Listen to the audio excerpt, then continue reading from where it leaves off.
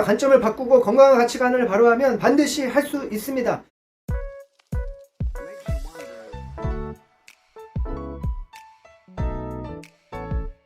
안녕하세요. 성경에서 찾은 더 크게 성공하는 법의 저자 강원 작가입니다. 반갑습니다. 오늘은 특별히 성경적인 풍요로움과 성공하는 법에 대해서 이야기하려고 합니다. 그것은 바로 성경적 돈에 대한 가치관을 바르게 하라 라는 것입니다.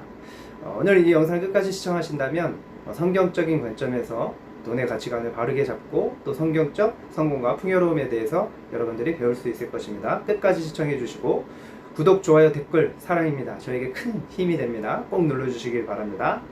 과연 성경은 돈에 대해서 뭐라고 말씀할까? 제가 교회를 개척한 이후에 재정적인 어려움을 겪으면서 돈에 대한 필요성을 깨닫게 됐고 그 이후부터 저의 머릿속을 떠나지 않던 그런 질문이었습니다. 저는 소명을 받은 이후부터 영적인 일에는 아주 특심이었습니다. 그런데 돈에 대해서는 별로 관심이 없었습니다. 돈에 대해서 터부시했었던 거죠. 그래서 돈에 관련된 설교를 할 때는 추상적인 내용으로 말씀을 전할 때가 많았던 것 같습니다. 그러나 하나님의 말씀인 성경은 현실과 동떨어진 어떤 철학이나 추상적인 내용이 아닙니다. 오히려 예수님은 실제적인 복음을 전하셨죠. 예수님은 돈에 대해서 무려 3200번 이상 복음서에서 말씀을 하고 있습니다.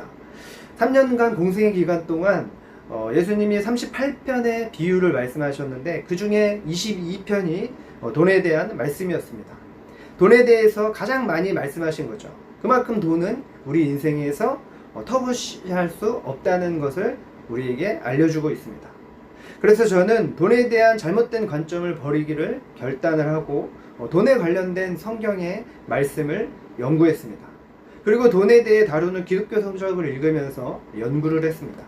그 중에 김동호 목사님의 깨끗한 부자와 김병삼 목사님의 하나님 솔직히 돈이 좋아요 라는 책이 아주 인상 깊었습니다. 김동호 목사님은 자신의 저서 깨끗한 부자에서 이렇게 말씀을 합니다.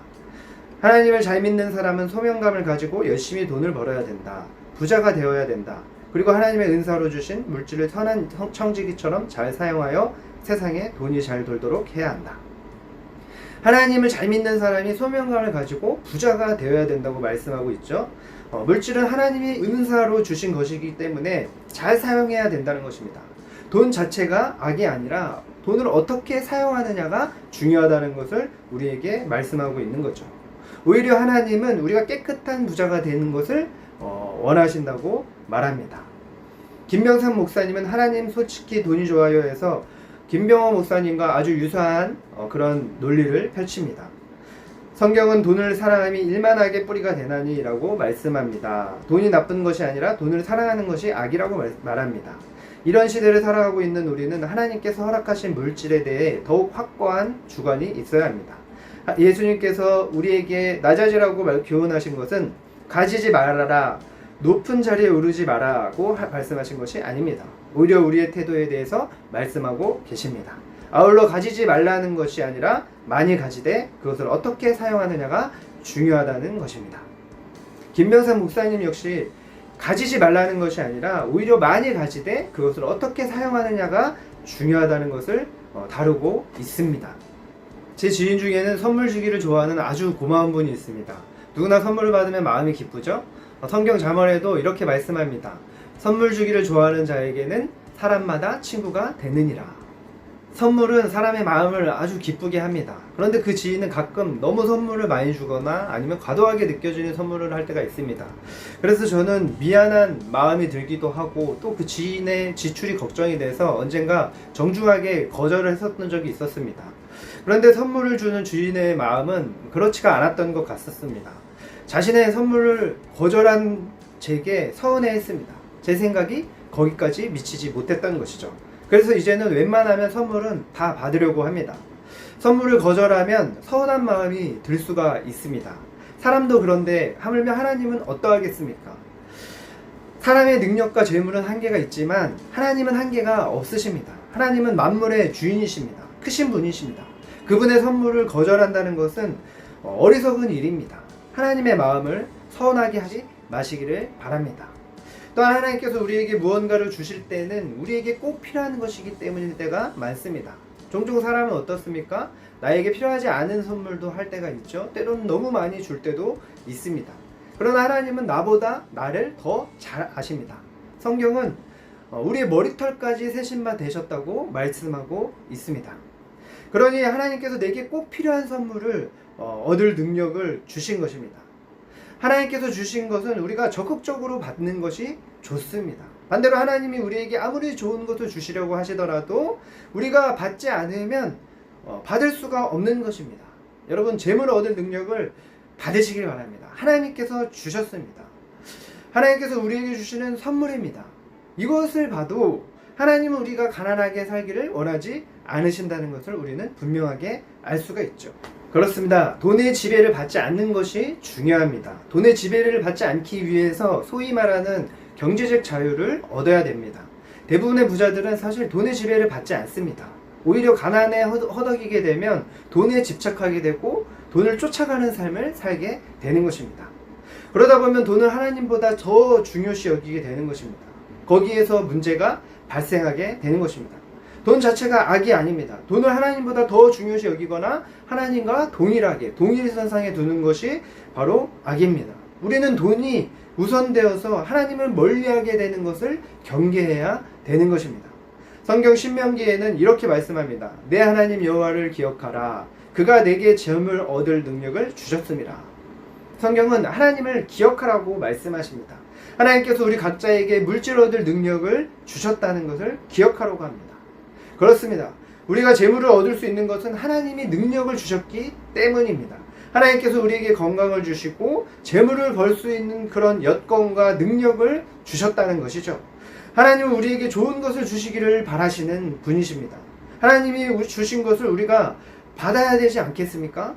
감사함으로 받으면, 하나님이 주신 것을 감사함으로 받으면 버릴 것이 하나도 없습니다. 돈에 대한 성경적 가치관을 분명하게 해야 됩니다.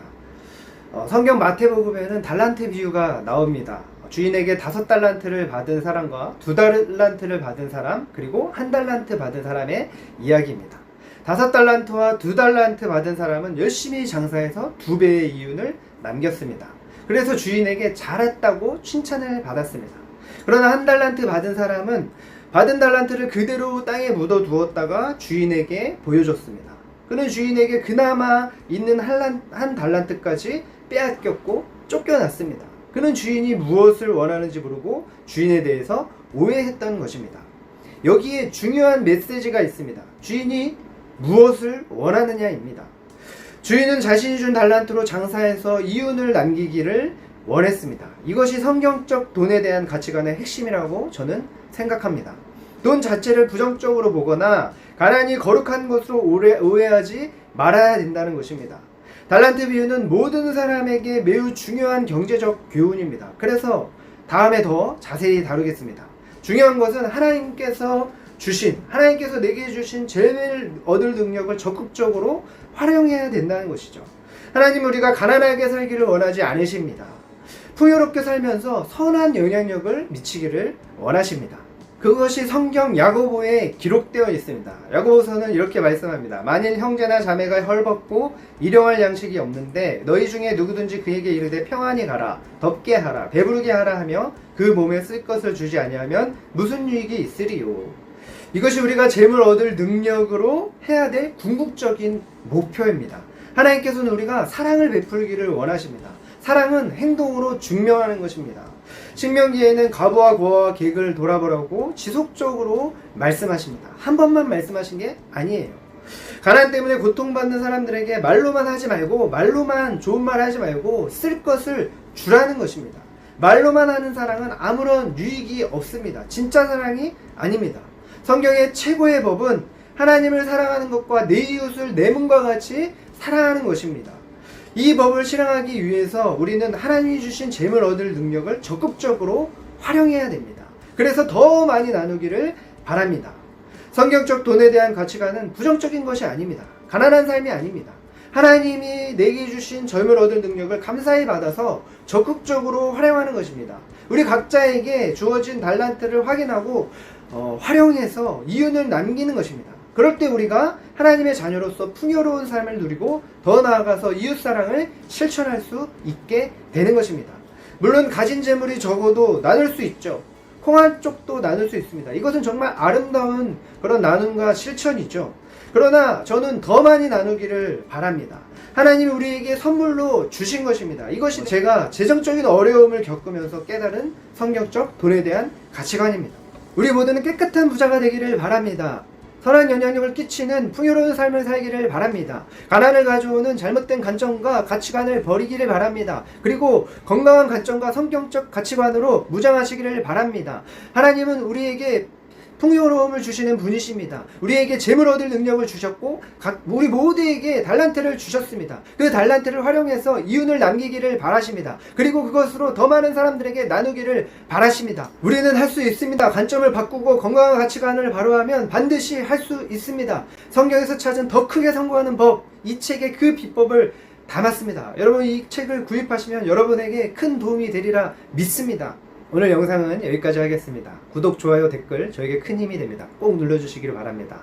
영상을 보시다가 궁금하신 것이나 더 알고 싶은 것이 있으면 댓글로 남겨주시면 제가 알려드리겠습니다. 지금까지 성경에서 찾은 더 크게 성공하는 법의 저자 강훈 작가였습니다. 오늘도 풍요롭고 행복한 하루 되시기를 응원하고 축복합니다. 행복하세요.